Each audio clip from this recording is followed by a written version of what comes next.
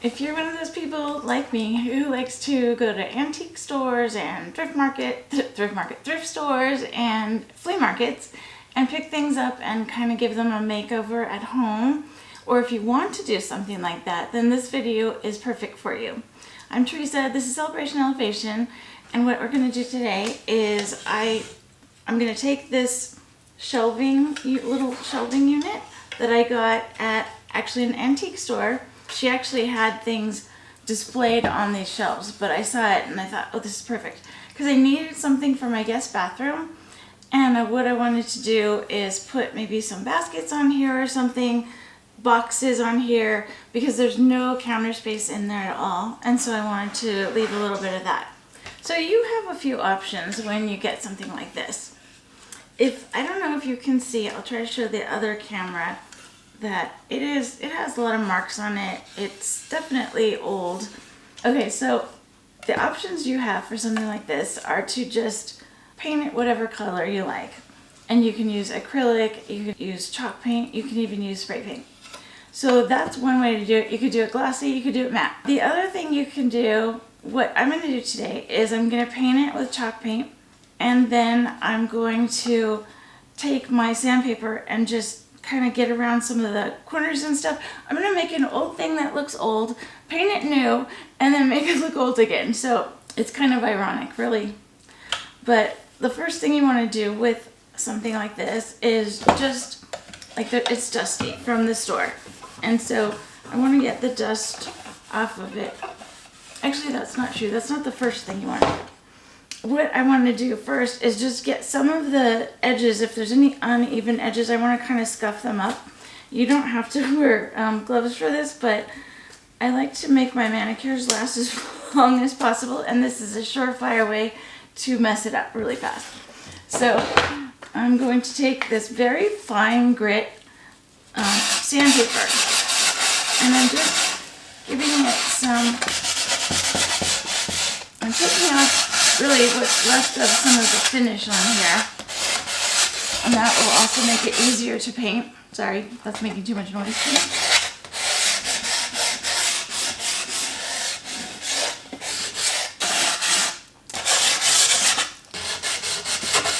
Okay, so that's that side.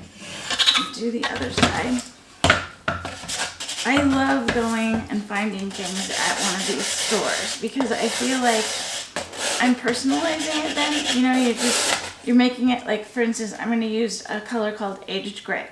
I mean, this could be brown, this could be white, whatever, but I got to pick my color on this. And so I think that that's probably one of my favorite things about it.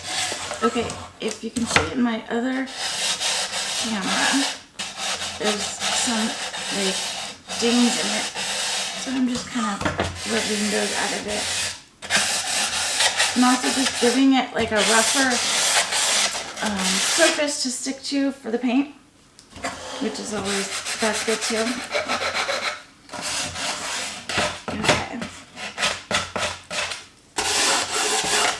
Okay, now you take your soft rag and you just wipe it down, get all that, the dust on it that was on it, and get all that little chalk residue, the residue left behind from the sandpaper.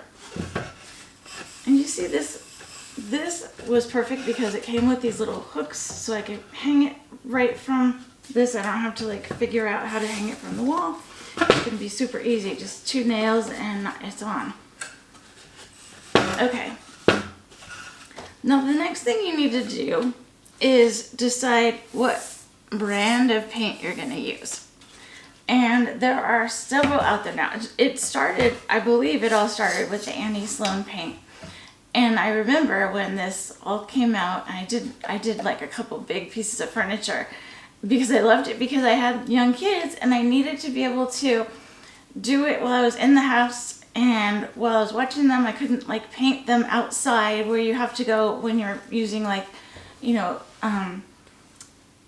like another type of paint, basically any other kind of paint.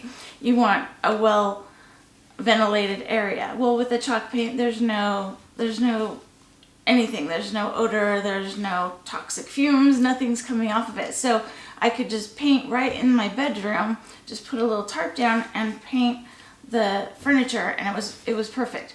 So anyway, that was the Annie Sloan paint, and I think she probably has the best paint, but it's a little more expensive. So I just want to show you a couple other kinds. This is interesting. This I found at Michael's. This is folk art paint, which if you do any kind of crafting, you know that the acrylic paint comes just like this, and it comes from folk art too. But they now have chalk paint. This one is called Jolie paint. These, I got several colors of these. I like the size of it because in a lot of things, this is plenty of paint. And I got a set with several different colors, and I will link that below. And then we have the Rust-oleum paint, which is in the bigger container. This one is the 30-ounce container. But this has great coverage, and I really like that about the Rust-oleum paint. So what I'm going to do is I'm going to give it, I've been kind of shaking it, and so you want to give it a good shake. And then I also have a painter's stick here that I can, this is just an old stick. You can see I've used it, but it was a long time ago. The paint isn't coming up, so I'm not worried about that. So when I open my paint cans, I don't know how they have little paint can openers at most of the stores. I can never find where ours are. We must have like a billion of them by now. Anyway, you can always use a flathead screwdriver. So that's what I'm using today. Now, as far as brushes go, you can use a smaller brush. I like to use this brush, and then I will show you the next brush that I like to use because I have to get it. Okay, so as far as brushes go, you can use just a standard paintbrush like this. You can use a smaller paintbrush, or these are actually chalk paint paintbrushes. This one is generally for the paint, and this one, or for me for the paint, and this one I use for the wax. So, and we'll get to the wax after because you do have to coat this at the end, so keep watching and I'll show you how to finish this off later. Okay, so what I'm going to do is I'm going to start with the bigger paintbrush. I think I'll just use my old used paintbrush. And I'm going to start with this one, and then in smaller areas I might need to switch to another paintbrush, and that's totally fine. Then with this, you just wash them out with warm water and some like Dawn dishwash soap, and the paint comes out really easily. Just make sure you do it. Also, I have a tip that I did put on my Instagram reel at one point, and that is if you're painting and you need to stop for a while, maybe stop for a day, maybe stop for an hour, whatever, you wrap this paintbrush tightly in plastic wrap and then put it in your refrigerator. And then when you come back to the paintbrush, it will be just as soft as it was when you put it there. So, good little tip there. Okay. So I'm going to get started. It's funny because I never feel like I'm being judged when I'm painting except on videos. Like, oh, that's probably not how you're supposed to start it. But you'll notice, well, see, I'm dripping, but you'll notice I'm using craft paper down here. I use that for like pretty much every project that I start working on. It's so great because you buy a huge roll of it on Amazon, and I can put a link for that too in the description of this video. But yeah, you kind of see all the mistakes you make during anything when you videotape yourself. So if you wanna be even more critical of yourself, go ahead and videotape yourself, and you will. I mean, it's everything from your voice to how your hair looked to the way you're painting. It's just something I've had to get used to, and I'm not somebody who was ever like, oh, take my picture, I want to post it on Instagram. That's not me. So I had to get used to a lot of this. Okay, so back to my project though. And so I'm just gonna, a lot of times the chalk paint, you only need one coat. So this is really light paint going over a really dark surface.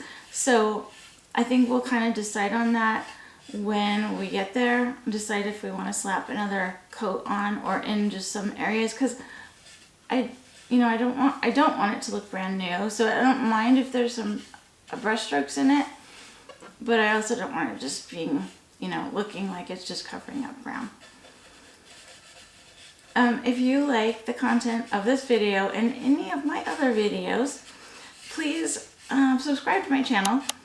And if you like this one in particular, you can hit the little thumbs up button to show me and YouTube that you enjoyed it. And if you hit the little bell, it will notify you when another one of my videos come out. I'm trying to do now one video a week, and then usually one blog post a week. I want to do them right, and I also am trying to stay active on Instagram. So at first I thought I'd be able to do like at least 2 posts a week and 1 to 2 videos a week.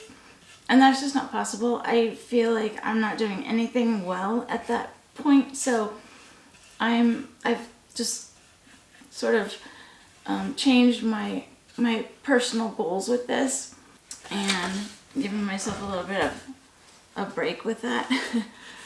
So, and I love doing it. It's a lot to put out, to think of the content, to get all the materials ready, and then to film it and edit it.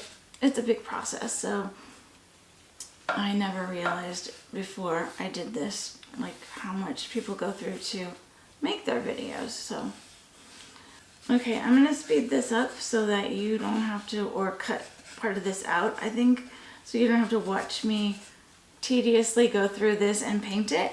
But I will show you what comes next in just a little bit. So I'm just gonna finish this up. Okay, so I'm still giving this just a first coat on this whole thing, painting it with the Rust-oleum aged gray. So it does not have to, you don't have to do more than 1 coat if you don't want to.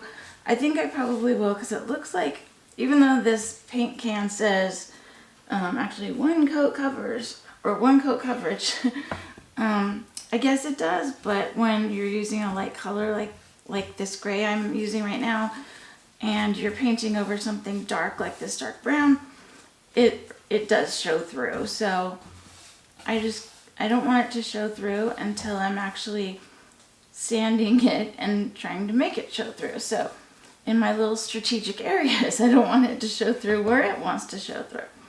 So I'm just going to finish this up and show you what it looks like after 1 coat, and then show you why I'm deciding to do 2 coats. Or maybe I'll change my mind, but I just want to show you after this coat is finished. Okay, I just want to show you, I took my brush, and because I was taking a break, I wrapped it in plastic wrap. Now I took it out of the refrigerator.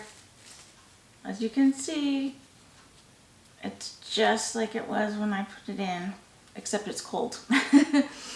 But that trick works every time. And I'd had it in there for over an hour. I've had it in there for a couple days before, and it's the same thing. But I just wanted to show you how that worked, and works every time.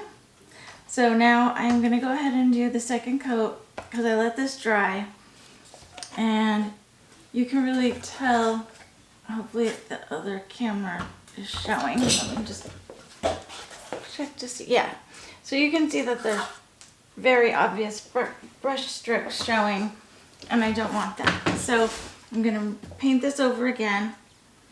That will be fine, and then when it dries that time, then we'll be able to just go over parts of it with the sandpaper. So also, I have to tell you something funny. So I have actually it's my iPhone.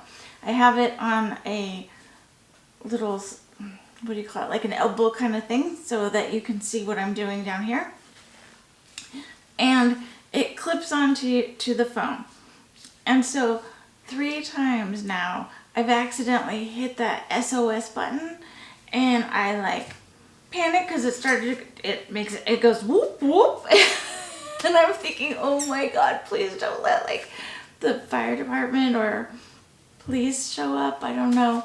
And my husband, we live on some property. My husband is back on the property with a big burn pile, so it would scare him to death if the fire department showed up. But anyway, they probably wouldn't show up. Nobody called me back, so I thought that was a good sign. Anyway, I'm going to be way more careful with those buttons. So I'll be back soon with this finished painting it. Okay, so I am back and this is dry. A little bit stuck to the paper, but it's fine. That's the back anyway. So what I'm going to do now is just take my very fine grit sandpaper and just, what I do is I just sand off parts of it that would normally be the parts that would sort of age. So like corners and edges and things like that. I wouldn't go like in the middle of the shelf and just sand that part, you know. I do the parts that make sense. So I'll kind of show you what I'm doing.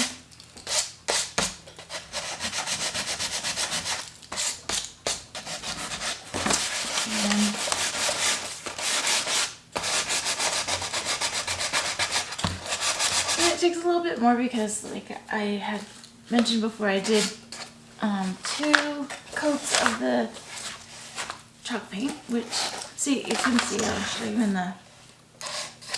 my other camera right here where it, you know, where I've sanded it off. So, and I can't wait to hang this. This is really good. I have some old wooden boxes that are like the kind that Pepsi's came in or Coke came in, and I was going to hang like a couple of those behind the toilet in the bathroom, but this actually, it makes more sense. I really like it, and I think it's gonna look cute. So I will show a finished shot of it hanging before I post this video. I'll take that picture and add that to the end of this. And also, if you like this video, I'm going to be doing more things like this where I'm doing things for the home or for parties or whatever, using things that are recycled or upcycled or whatever you want to, however you want to phrase it. And I have another video that I've actually put out last week that you might be interested in, and I'll put the link here, that has, well, I made it into a cake pedestal, but it was a candle holder pedestal, and then I put like a really pretty plate on top, and I put them together, and I actually painted the candle holder first, and it gave it a whole different look. So anyway, I hope that you guys like that one. And like I said, I'll put the post on here for you. And anytime you can check out my website. You probably hear my dogs in the background, but I don't want to turn this off and start again just because the dogs are barking. Trust me, they bark a lot.